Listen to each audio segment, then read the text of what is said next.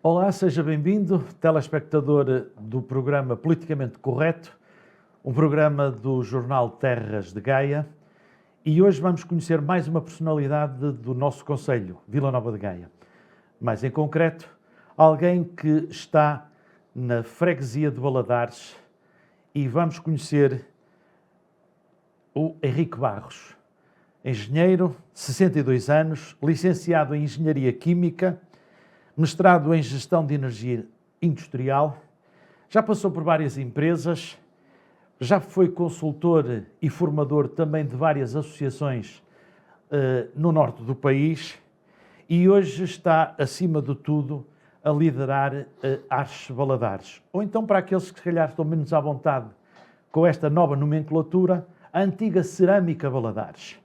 Cerâmica Valadares que instalou um robô de vidragem, que fez a instalação de painéis fotovoltaicos para reduzir a emissão de CO2, que adotou práticas de economia circular e que alguém pretende não perder o legado da tal Cerâmica Valadares e tentar fazer nas instalações da fábrica aquilo que se pode chamar um espaço museológico. A Arches Valadares é a herdeira da história da Cerâmica Valadares, iniciada, não me enganei na data, 25 de abril de 1921. Nessa altura não era feriado e trabalhava-se. Fábrica Cerâmica Valadares Limitada. Era assim conhecida. Inicialmente especializada em produtos de barro vermelho, e a empresa evoluiu ao longo das décadas. Por exemplo, nos anos 30, ganhou renome na produção de louças de faianças e decorativas. Nos anos 50 apostou na produção de louça sanitária, provavelmente hoje é a que é mais conhecida, mas não só.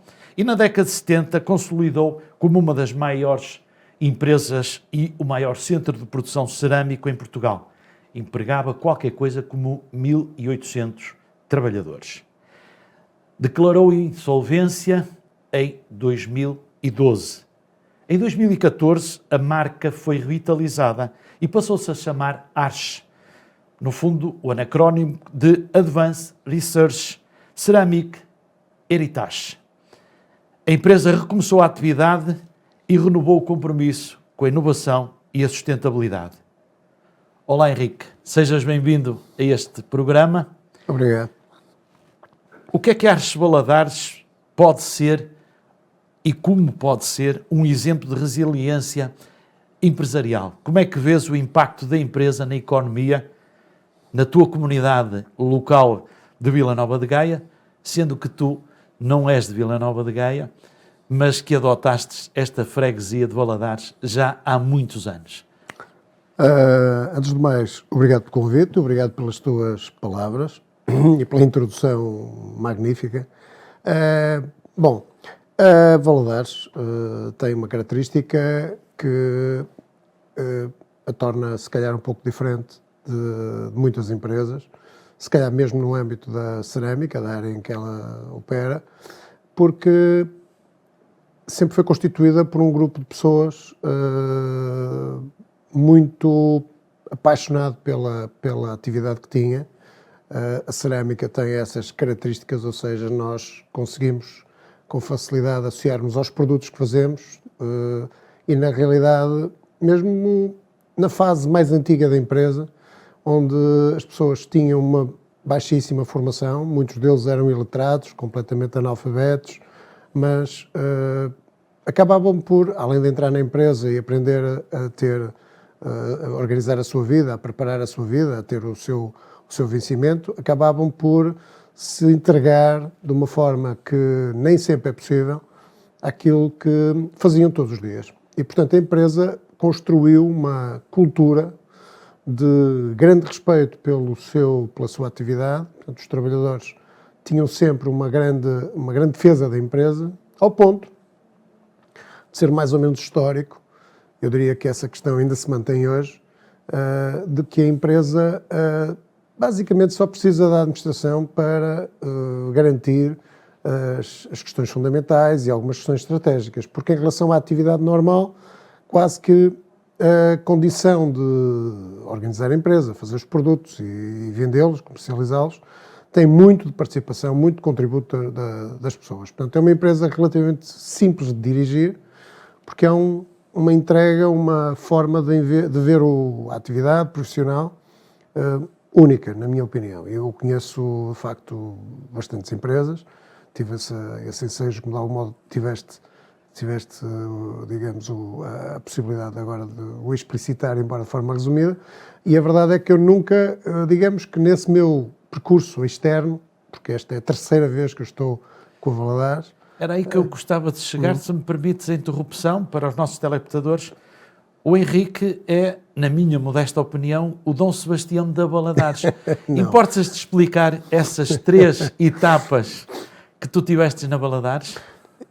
Digamos que a Valadares, do ponto de vista do meu histórico, da minha ligação com a empresa, trouxe um conjunto de circunstâncias muito curiosa, porque inclusivamente eu entrei de facto em 91, finais de 91, início de 92, na empresa, que era uma empresa portuguesa, de sócios portugueses, aliás, ainda dos sócios da família fundadora da segunda fase da empresa, porque a empresa, no fundo, teve 2 grandes grupos de fundadores, se quisermos, em termos históricos, mas passados uns anos passou a ser americana, suponho eu, ou inglesa ou americana, pertencia a um grupo que a adquiriu.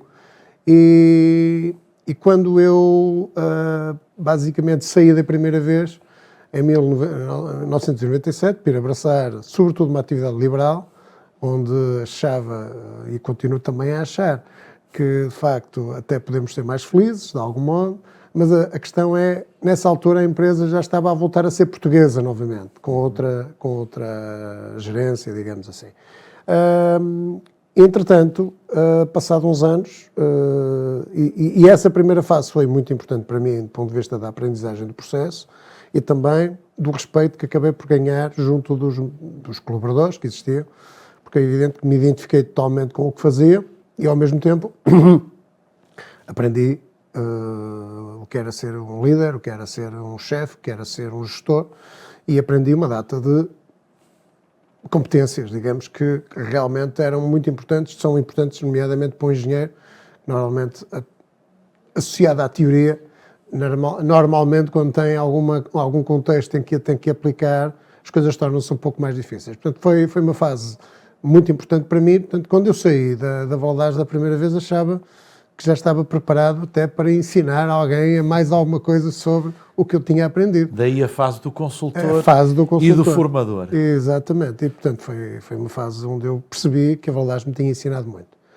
No entanto, passados uns anos, a empresa não estava a seguir o melhor percurso, do ponto de vista industrial e também do ponto de vista comercial, e fui desafiado pelos mesmos administradores que me viram sair, a voltar à empresa, a ter funções um bocadinho mais alargadas, porque iria realmente tentar moldar um pouco o futuro da empresa do ponto de vista industrial e também comercial, alterando produtos e entrando também na fase da concepção e da inovação mais profunda, mais organizada, e aceitei um desafio que eu diria aqui uma curiosidade que eu acho que era importante, até para perceber a forma como as coisas acontecem naquela empresa. Porque quando eu saí em litígio com a administração, porque não concordava com a forma como já estavam a querer dirigir a empresa, ou seja, já estava a ver aspectos que claramente eram contraditórios com o espírito da empresa e, em grande medida, com o interesse da própria empresa. E saí. Para pena minha, custou muito. Quando voltei, ou quando me chamaram, na segunda vez, eu impus condições. E, por exemplo, uma das condições que é a administração não colocasse os pés na fábrica, porque no dia em que o fizesse, eu sairia. E aceitaram. Mas eu nem sequer... Isso é uma cartada alta, de alto risco, não é? Mais alto que isso é que eu nem sequer assinei um contrato físico, digamos, e mantive a minha relação durante 9 anos com um contrato verbal. Porque tinha que ter esse grau de liberdade. Bom, e a verdade é que a administração deu-me carta branca para gerir o processo como se eu fosse e era, na realidade, um diretor industrial ou um diretor operacional e diria, sem ser administrador, apesar de tudo, com alguma influência na forma como a empresa estava a ser gerida e conduzida.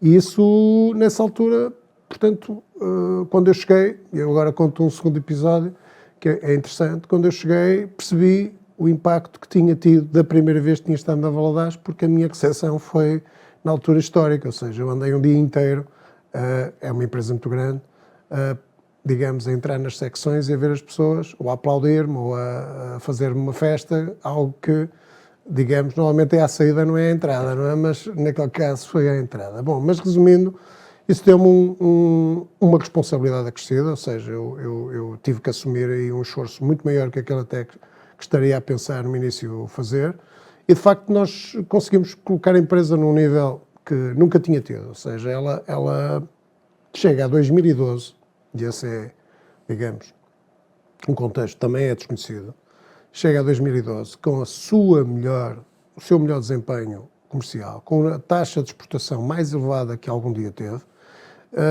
e, no entanto, com um passivo gigante que resultou de importar passivos de outras empresas que pertenciam a um grupo onde a empresa a Valadares estava inserida, e absorvendo esse passivo de outras empresas, acabou por ter um problema significativo do ponto de vista da sua situação financeira. Portanto, ainda se definiu um plano para resolver o problema da empresa, que impunha, digamos, layoff ou dispensa de algum do pessoal. Eu já tinha feito um pouco esse trabalho, porque tínhamos tirado cerca de 150 pessoas por muitos acordos, sem nenhuma imposição, e as pessoas com alguma idade foram saindo com as melhores condições. Mesmo assim, isso não foi suficiente ao longo de, portanto, os tais 9 anos que eu referi há pouco, não foi suficiente e a empresa acabou por ser altamente penalizada por decisões anteriores e que vieram a cair na empresa no momento em que ocorre também uma crise financeira mundial e onde uma parte, inclusive... Onde Portugal teve a intervenção da Troika. Onde Portugal teve uma intervenção da Troika, ou mais tarde acabou por ter, digamos, já nessa fase, a Troika a definir o futuro das empresas e do país. E a verdade é que a administração na altura não teve coragem para fazer o que tinha que fazer. Tinha salvo a empresa, basicamente, porque obviamente havia soluções, não eram fáceis, mas havia soluções, e tínhamos salvo o essencial da empresa, que manteria uma boa parte dos nossos clientes mais interessantes, nomeadamente no mercado externo, a assegurar a atividade da empresa. Nesse momento não foi possível eu continuar, uma vez que, digamos, aquilo que eu propunha não era aceito e, portanto, acabei por ter que sair e voltar à minha atividade de consultor. Com muita pena, e foi muito duro sair, até portanto a fase da convulsão na empresa, eu acabei por agir como mediador de um conjunto de situações, conhecia bem os dois lados e, na realidade, tinha alguma obrigação também nesse momento. Bom, saí e o bom filho à casa volta passado algum tempo, não é? Bom, e curiosamente, não sei se é destino, se é algo mais, um dia recebo um telefonema de alguém que eu não conhecia, mas que era o gestor de insolvência do processo da Cerâmica de Valadares e que me pede para ter uma reunião porque queria discutir uns assuntos comigo. E eu, juntando à conversa um outro colega importante do processo, lá tivemos a conversa e a conversa não era mais do que, e devo render essa homenagem ao Dr. Rui Castro Lima, porque obviamente quando entrou naquela casa percebeu que não era uma empresa qualquer, a empresa estava em prontidão de arranque, tinha as instalações completamente preparadas para trabalhar no dia seguinte, o pessoal numa situação de completa prontidão para dar o que pudesse para retomar a atividade e, na verdade, o gestor de insolvência não teve o raciocínio que normalmente teria de procurar uma liquidação e tentar compensar os credores, entre os quais os trabalhadores, e que permitisse, pronto, resolver, como é normal resolver um processo de insolvência. Ele não teve essa iniciativa, e ainda bem, e resolveu contactar alguém que tivesse um mínimo de noção do que era a empresa e quais as possibilidades de a recuperar. Bom, e a conversa foi nesse sentido, foi muito positiva, porque obviamente... Deixa-me só colocar-te uma provocação, porque tu quando regressas a terceira vez, já não é para para o chão de fábrica e regressas com a posição hoje de CEO da empresa. Portanto, aqueles que tu afastaste da administração, subiste esse patamar. Sim. Qual é a grande diferença, sabendo eu, como sei, que tu gostas de continuar a sujar os sapatos no chão de fábrica? É verdade. Durante muito tempo eu andava sozinho na empresa, nomeadamente aos sábados, onde quase todos os sábados iria à empresa, e era um momento em que havia muito menos pessoas, e passava por lá e pensava no que se ia fazendo e dizia assim, se isto fosse meu, o que é que eu não poderia fazer com isto? Mas é evidente, longe de pensar que um dia tivesse acesso a essa possibilidade. Quando este terceiro processo se iniciou, nomeadamente com essa conversa, eu disse para mim mesmo, eu não me posso refugiar numa posição secundária, até porque eu tenho um projeto para a empresa e tenho uma equipa para o conduzir, eu acho que tenho uma equipa para o conduzir e, portanto, eu só posso vir para este processo num plano em que eu seja o líder, de algum modo. Ou seja, para além de dar o peito às balas, era preciso dar a cara ao projeto. Exatamente. Portanto, diria que tive a noção de que tinha que haver alguém que credibilizasse o processo e todo o projeto, até porque, é evidente, nós tínhamos tido uma empresa que fechou, que teve, digamos, exposição pública acentuada, as nossas bandeiras e identificações apareciam na frente das manifestações no tempo da Troika, precisamente.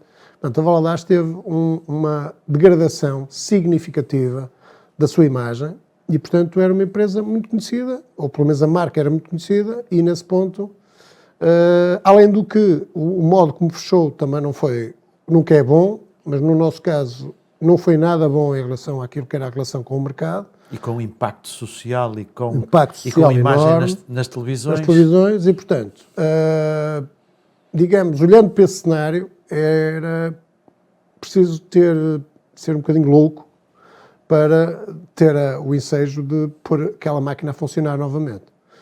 No entanto, havia uma razão para o fazer. Primeiro, aquela que eu disse no início, que é a massa trabalhadora, digamos assim, eu não gosto deste termo, mas digamos os colaboradores. Hoje são colaboradores, hoje não são só trabalhadores, são colaboradores, que têm uma paixão enorme, se identificam com a empresa e que viram a sua dignidade profissional ser colocada em causa porque eles nunca falharam e a empresa não se sobrou por eles terem falhado. E, portanto, nesse ponto a injustiça era enorme, para lá de perderem os seus rendimentos e ficarem, digamos, as funções que se ensinam na olaria, na cerâmica, entre as quais a olaria, não existe em qualquer lado, não há uma escola, pelo menos a norte, dedicada a esse tipo de funções. Portanto, a empresa ensina todos esses ofícios, vamos lá, essas tarefas. Ora bem, eles não têm onde as aplicar, a maioria deles não têm onde as aplicar no mercado normal de trabalho. Portanto, resumindo, eu tinha que liderar a imagem da nova empresa. A designação ARS Valadares resultou de um processo em que a Valadares tinha que estar presente. E então, o conceito é que a ARS é a empresa, a Valadares é a marca.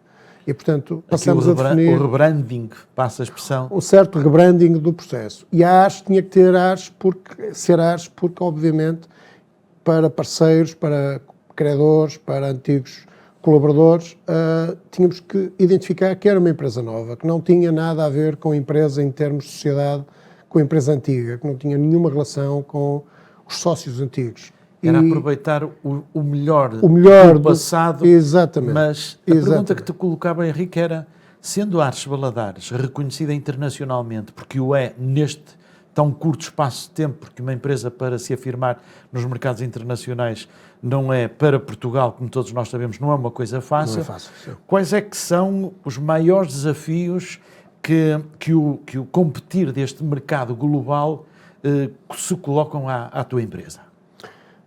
Neste momento, digamos, o processo evoluiu muito nos últimos 10 anos. Nós, por acaso, no início, ao fim de uma semana, estávamos a exportar. Porquê é que estávamos a exportar? Porque tínhamos uma confiança grande de alguns dos mercados, de alguns dos antigos clientes, no produto. E isso ainda hoje, é talvez o aspecto mais importante da nossa atividade. Portanto, foi relativamente simples, muito mais simples, porque éramos uma startup com uma marca com quase 100 anos na altura. Portanto, é uma situação um pouco sui generis.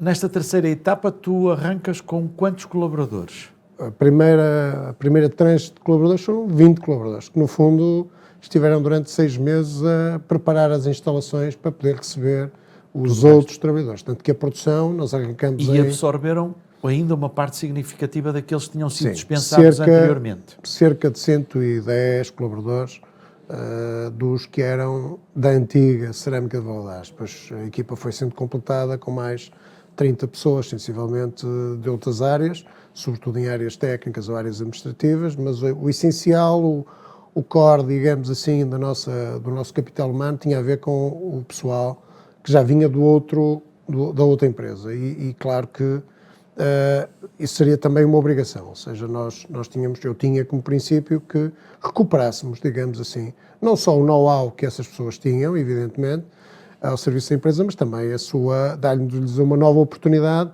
e fazendo uma coisa que também diria um caso, não diria único, mas é um caso interessante, que é essas pessoas estiveram, por um lado, a ganhar o seu vencimento na Valadares,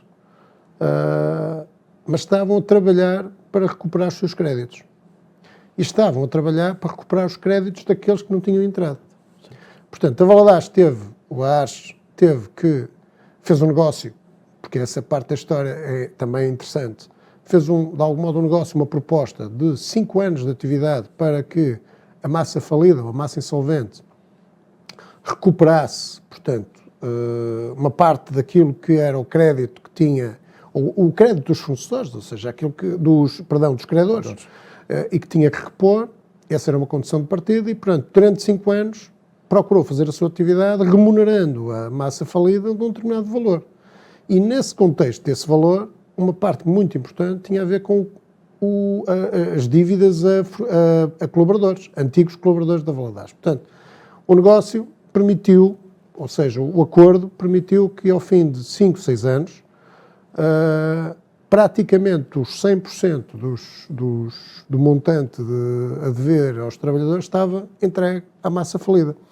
Ora bem, isso permitiu que os nossos colaboradores e aqueles que não entraram recuperassem uma boa parte das suas dívidas junto da empresa antiga. Ora, isso é talvez o primeiro aspecto, ou o aspecto mais significativo, nomeadamente para as pessoas, que era a componente que achávamos decisiva, para elas acharem que a empresa não as deixou abandonadas. E, portanto, não estivemos a trabalhar só para os que lá estavam, estivemos a trabalhar também para os que não estavam e que muitos deles se mostravam, diria, muito interessados no que estava a acontecer e até entusiasmados. Aliás, o número de visitas dessas pessoas à empresa era elevado e, portanto, a empresa fez o seu papel e, nesse sentido, foi talvez o primeiro resultado, mesmo antes até, se calhar, da empresa poder pensar noutros voos, noutras possibilidades.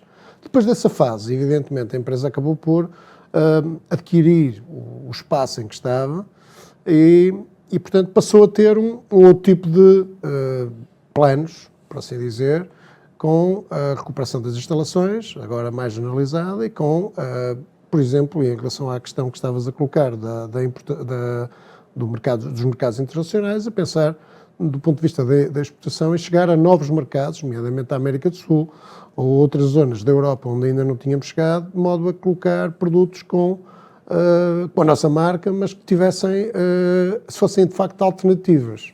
Há um aspecto importante deste projeto, é que nós redimensionamos a empresa que tinha, quando a empresa fechou, tinha cerca de 400 pessoas, um pouco mais, para uma empresa que tinha, ou tem neste momento, cerca de 100, 150 pessoas. E nós preparamos todo o processo para que ele, em vez de ser, digamos, dedicado à produção de produto em série e, digamos, muito económico, de qualidade, mas que tivesse o volume de vendas e de produção como primeiro fator de gestão, passamos a ter um processo que criou produtos diferentes, produzidos à medida, beneficiando de projetos que em Portugal são muito interessantes em termos técnicos, que permitem que criemos produtos que a concorrência não tem e, portanto, acabamos por definir uma empresa que é, sobretudo, flexível, mais aberta a questões que o mercado precisa, mas não tem, e estamos neste momento a iniciar até já um processo em que já não só produto sanitário vai começar a ser produzido. Ora bem, isto faz com que estamos a assegurar digamos, o produto ou o futuro da empresa por via da diversidade do produto. Ora, isto entra na linha da questão que tinhas colocado quanto ao que são as ameaças ou o que é que são as dificuldades com os produtos, ou seja, com os mercados internacionais. Os mercados internacionais absorvem com alguma facilidade e algum respeito. A cerâmica portuguesa é muito conceituada. Qual é a percentagem que vocês têm de mercado externo no volume de cerca de 30%. Digamos. E não temos mais porque ainda não adquirimos a capacidade, o volume de produção que, digamos, que a pandemia e a crise energética e um conjunto de outros fatores têm vindo a adiar, digamos assim, por via de mantermos a empresa. Ao falares na crise energética, esta questão dos painéis fotovoltaicos, esta questão da sustentabilidade, os próprios 3 pilares do ESG, a empresa já está a trabalhar nisso? Já está com os olhos colocados no futuro? Sim, digamos... Está preparada? Começando pela energia, a empresa fez um investimento há ano e meio, na instalação de uma capacidade instalada que assegura cerca de 25% já do consumo de energia elétrica, mas vamos ampliar. Nós temos, de facto, uma capacidade significativa nos nossos telhados, portanto, não estamos a usar terrenos agrícolas, que é algo que não deveria acontecer, e esse é um ponto onde, de facto, estamos já a agir de modo não só por via da sustentabilidade, mas também por via da proteção do preço do consumo de energia. A energia elétrica é altamente penalizada, no nosso caso, e aliás na indústria, por fatores colaterais que não têm a ver com a energia propriamente dita. Isso é altamente penalizador. E a produção de energia solar autónoma evita, pelo menos, essa componente da fatura em termos de custos. Isso faz com que o custo de energia fique mais acessível. Por outro lado, nós somos uma empresa industrial, produzimos objetivamente efluentes, resíduos também. Resíduos esses que, na maioria das vezes, são verdadeiras matérias-primas de outros processos e até do nosso processo. Daí a economia circular que vocês Obviamente. Portanto, nós, ainda do tempo da história da Ars, criamos já 2 materiais que são aplicados nos nossos produtos, um deles como produto base, outro como revestimento, mas que na realidade resultam em parte do processo de recuperação desses resíduos. Ou seja, se esses resíduos não fossem recuperados, teríamos que os recolher e entregar a um outro fornecedor, que os iria usar numa outra indústria, porventura, e neste caso nós estamos a fazer esse processo reintegrando esses materiais no nosso processo, ou seja, como matérias-primas, sem custos adicionais, sem transportes, a não ser os transportes internos, naturalmente, mas fazendo com que consumamos menos matéria-prima e, ao mesmo tempo, tenhamos um produto de valor acrescentado. Os produtos são produtos de valor acrescentado, alteraram as características da cerâmica em alguns aspectos que melhoraram a própria cerâmica. Portanto, hoje em dia estamos com um processo de retenção do próprio consumo de água na própria instalação. A instalação tem capacidades de captação de água interessantes, tinha que ter, porque a cerâmica gasta muita água, e não a podemos tirar da rede, porque senão alguém vai ficar sem água, portanto esse processo, isso seria muito mais caro, evidentemente, mas o que estamos a fazer é exatamente permitir-nos que, primeiro, a água que sai da empresa, se tiver que sair, sai limpa, mas como é limpa, procuramos que ela nem sequer saia, portanto, e possa ser reciclada, quanto mais não seja, em processos de lavagem simples ou em reutilização dessa água para o processo. O que faz com que o consumo de água, por exemplo, da empresa, em termos líquidos, tenha reduzido em mais de 70% em relação àquilo que seria normal num processo como o nosso. Henrique, as instalações estavam dimensionadas nas várias fases e nos 103 anos que a empresa tem para muito mais gente. Nesta altura são menos e o processo produtivo está mais tecnológico, vamos dizer assim. Sim, o mais concentrado, sim. O que é que se vai fazer ao excedente, se quisermos falar desta forma, das instalações, se é que tu podes partilhar alguma coisa connosco, para além daquilo que é a tua ideia de fazer uma parte de museu do tal legado da Valadares? Exatamente. de facto, nós temos 30% ou 40% no limite ocupado com atividades que dizem respeito à Arces Valadares, em termos comerciais e industriais. Os outros 60% são imóveis com cariz de armazém, de utilização industrial, espaços que, no fundo, nós temos mais de 6 hectares. Aquilo é uma zona industrial privada, vamos dizer assim. Portanto, é um condomínio industrial, digamos assim, vamos falar assim. É mais... Uma zona morada, uma zona fechada, tem só uma portaria e, de facto, tem, achamos nós, digamos, um espaço muito bem dividido, o que faz com que nós tenhamos, dentro desse espaço, 14 edifícios, o que faz também com que possamos individualizar atividades. Ora bom, considerando estas características, e sabendo que nós não vamos expandir, porque a nossa ideia não é expandir, não é aumentar muito a nossa capacidade industrial. Ir para outro lado, portanto, a empresa não. É ali que vai ficar. Quanto menos seja, a Valadares... Eu faço a pergunta porque várias vezes foi colocada essa questão, não é? É muito importante no nosso negócio que o produtor tenha uma origem identificada. Okay. E ter a origem tem a ver com o local onde está. No nosso caso, esse local aparece na nossa marca, ainda por cima. Portanto, ainda por cima o nome da freguesia. O nome da freguesia. E a verdade é que a Valadares contribuiu para que a freguesia hoje seja o que é. Isto ao longo de muitos anos, ao longo de quase mais de 100 anos, se calhar. Não é?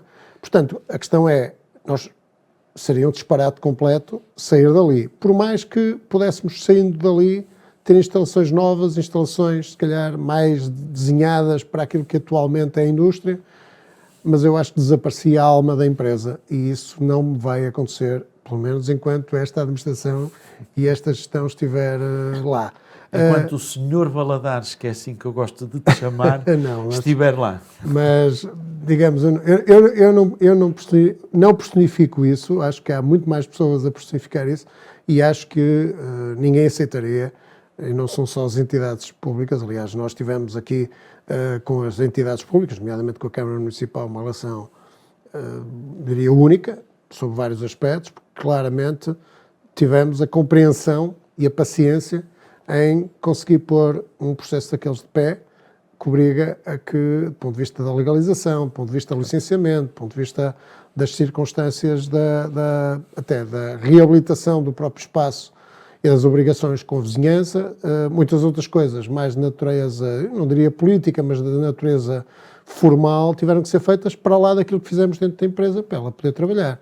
Agora, uma coisa é certa, digamos, os edifícios que lá estão vão permitir, muito provavelmente, que é a fase em que estamos a trabalhar, no desenvolvimento de um parque empresarial, de um centro de negócios, digamos assim, que vai absorver atividades da área industrial, embora não de grande escala, evidentemente, não o pretendemos, ou então dos serviços. E, portanto, estamos, diria, posso avançar nesses termos, estamos muito bem posicionados já com o nível de aceitação e de procura que tem havido, com empresas que temos estado a identificar,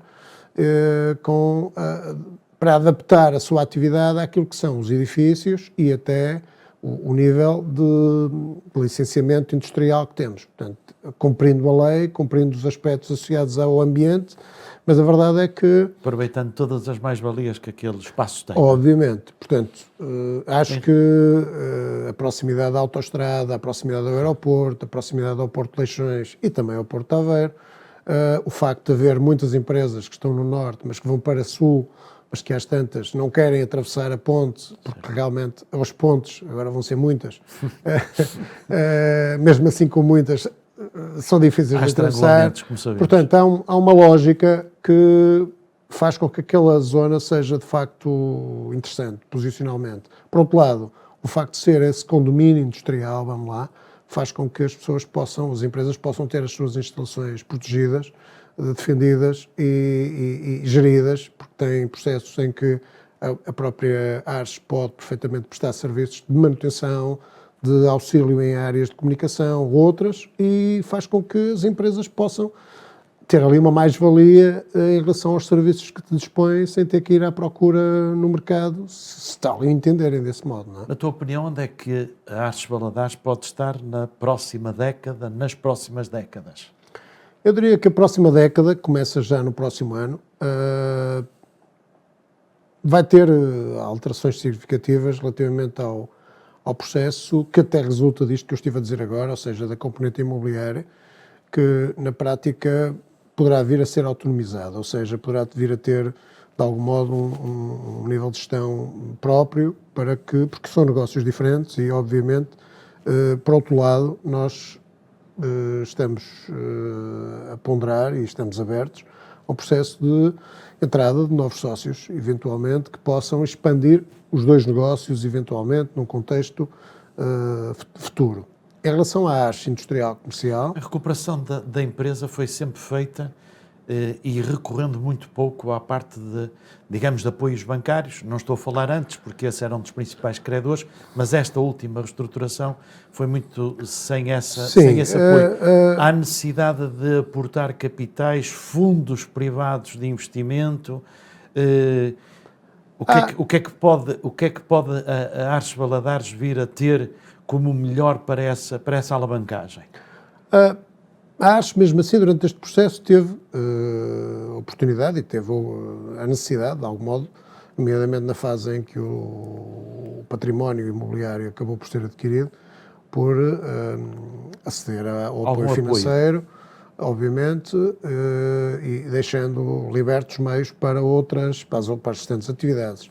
Contudo, a nossa perspectiva é de que a empresa encerra dois domínios de atividade que, no potencial, visto de fora, eu acho que favorecem o interesse de muitos investidores. No âmbito do imobiliário, como eu disse, as circunstâncias são muito favoráveis a colocar, existem alguns bons exemplos aqui na Zona Norte, mas a colocar excelentes empresas, a aumentar o emprego na zona, digamos assim, e ao mesmo tempo aumentar a visibilidade do nome de Valadares, se quisermos, face à tipologia das empresas que se podem instalar naquele espaço, e isso diria que é um ponto de interesse para algum investidor que esteja a ver isso nessa perspectiva. Quanto à área industrial e comercial, nós temos projetos e mercados muito interessantes que, na prática, e na Europa começam a escassear verdadeiros produtores, criadores, ou seja, que é aquilo que nós somos. E, portanto, como dominamos todo o processo tecnológico associado à área quer do sanitário, quer da produção de qualquer bem da cerâmica, aliás, que no passado já os tivemos, nomeadamente a louça de faiança, ou até os tijolos, ou as telhas, ou todos os processos da cerâmica. Não iremos voltar a essa fase, pelo menos na íntegra, evidentemente, mas nós temos potencial significativo de absorver ou de atender uma oferta ou uma procura, neste caso, de componentes cerâmicos para várias aplicações que, na realidade, não existem com facilidade no mercado ou não existem produtores, digamos, no mercado. Produtores nesta condição. É que o que existe é normalmente para grandes quantidades. E, normalmente, quando são grandes quantidades, não são fáceis de configurar para pedidos específicos, de dimensões específicas ou fins específicos. Ora bem, nós não pretendemos as tais grandes quantidades, como eu disse há pouco, pretendemos fazer produto à medida. Portanto, deixar de fazer produto, passa a expressão, para stock e fazer gestão projeto a projeto. Exatamente, projeto a projeto, que pode absorver, inclusivamente, para lá do sanitário, da área do setor da construção, pode abranger revestimentos tecnológicos, pode absorver materiais de decoração, pode absorver componentes para a área do mobiliário, e estes são projetos que já estão em tratamento, digamos, ou mesmo que sejam de sanitário, por exemplo, podem ser projetos de sanitário dedicados, por exemplo, à área dos transportes, nomeadamente os grandes transatlânticos, que na realidade também esses têm de facto uma grande concentração de sanitário, uma vez que são verdadeiros edifícios, estruturas para uso humano e, portanto, são negócios e áreas onde exigem produtos muito específicos e exigem, às vezes, tecnologias específicas. Ora bom, esse é o tipo de mercado que nós, numa boa parte dos casos, queremos agarrar. Portanto, estaremos sempre no mercado convencional, mas quem vir a empresa de fora percebe que pode eventualmente ter interesse em ter um tipo de oferta que é diferente daquela que convencionalmente existe. Nós não temos interesse nenhum em concorrer com as grandes empresas que existem no mercado, nesse, digamos, do ponto de vista das valências que eles têm e que nos superam com facilidade, mas podemos perfeitamente ser um complemento àquilo que existe no mercado para coisas que esses grandes produtores não vão fazer, não podem fazer. Henrique, em jeito de conclusão da nossa conversa, que conselho, que pistas, tu que és um consultor, formador, isso é algo que nunca se perde na vida. Não, é verdade. Que conselhos podes dar aos jovens empresários, aos jovens empreendedores, àqueles que hoje, no fundo, gostam mais de falar de startups do que se calhar de empresas? Eu daria duas mensagens fundamentais. Primeiro, obviamente, quem se mete num processo desses não pode, não deve individualizar ou personalizar a ideia que tem para o seu negócio, porque ele só terá, por assim dizer, futuro se puder ser integrado e absorvido por outras pessoas que claramente possam levar o projeto com outra velocidade e, sobretudo, menos dependente de um eixo central, de uma pessoa central. Nós temos sempre que desempenhar, eu digo pela minha experiência, enquanto aqui fiz o processo ao contrário, digamos, primeiro foi consultor, depois é que foi empresário, mas digamos, na prática isto leva-nos sempre a aprender uma lição. É muito importante que o projeto não dependa das pessoas, que dependa do seu valor próprio. Mas é evidente que, sobretudo numa fase de arranque, ela tem que estar animada de um processo de contribuição múltipla para permitir que o conjunto resulte de forma mais consolidada. Há muitos projetos, nomeadamente ao nível das startups, por exemplo, onde o iniciador acaba por liderar quase todo o processo, dando-lhe um figurino, digamos, muito personalizado e que depois pode eventualmente falhar ou pode eventualmente colocar-se em risco caso não haja complemento, ou seja, outros contributos em que o processo possa ser melhorado. E, portanto, este era se calhar, o primeiro conselho que eu dava é que quem tiver essa ideia, sim, defenda a ideia, mantenha um plano consolidado em relação àquilo que quer obter e à forma, porque o que se quer obter, normalmente, não é difícil de definir. Difícil de definir é o caminho que se tem que fazer para lá chegar.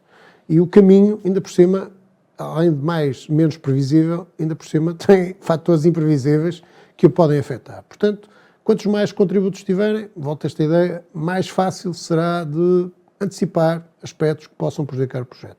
A segunda questão, que também me parece importante, é que, a dada altura, os projetos têm sucesso, crescem muito. Efetivamente, a dada altura, parecem serem indestrutíveis. Ora bem, eu diria que, apesar da juventude ter que ter mais tempo para chegar a essa conclusão, eu diria que seria inteligente não deixarem que o projeto adquira uma velocidade que não seja efetivamente definida por quem lidera o projeto. Caso contrário, como é normal, perdemos o controle daquilo que são os fatores que realmente podem permitir conduzir o projeto. E, a dado ponto, como deixa de poder ser conduzido, passa a não ser nosso e, podendo não ser de quem, e sobretudo orientado por quem o entende, a dada altura pode-se perder o projeto. E esse é um ponto onde eu vejo que algumas empresas crescem desmesuradamente, ou seja, crescem muito rapidamente, de forma muito intensa, porque o mercado entendeu a ideia, e isso é fantástico, mas há uma regra dos negócios que eu acho que todas as empresas, agora já não digo só aquelas que já iniciaram, deveriam tentar manter. Não podem empurrar o seu valor, o seu produto para o mercado. Tem que ser o mercado a puxar pelo seu produto e pelo seu serviço. Portanto, nós devemos ter a noção que, se calhar, Não temos que vender tudo o que temos, nem temos que ir a todos os sítios. Temos que manter um déficit relativamente ao mercado que permita que tenhamos sempre uma margem para crescer. Porque quando a empresa tem capacidades industriais ou tem mão de obra suficiente, já produz mais do que aquilo que o mercado absorve, nesse momento há que travar. Mesmo que o negócio esteja a correr bem. Ou então, podemos procurar outros mercados, podemos procurar outros clientes, mas na realidade a estratégia até deveria ser procurar arranjar outros negócios, outras atividades, não tanto a mesma atividade, se fosse essa a questão. Portanto, resumindo, há um ponto inicial que obriga a que esteja uma pequena equipa no comando do processo e a defini-lo o melhor possível e entender toda a envolvente na melhor perspectiva possível para manter o projeto seguro. Numa segunda fase, quando o projeto tem sucesso, às vezes muito sucesso, há que o segurar, caso contrário, ele vai se perder ou pode-se perder. E temos muitos casos como esses. Por esses seriam os 2 conselhos que eu daria nesta ótica. Henrique, muito obrigado pela tua disponibilidade. E até breve. Obrigado A todos. Caro telespectador, terminamos aqui mais um programa do Politicamente Correto. Convido a que continue a visitar o nosso concelho, as Terras de Gaia, e assim fico a aguardar para o próximo programa para conhecer uma nova figura que tenha relevância para o concelho e, quiçá, se não para a sua freguesia. Bem-aja!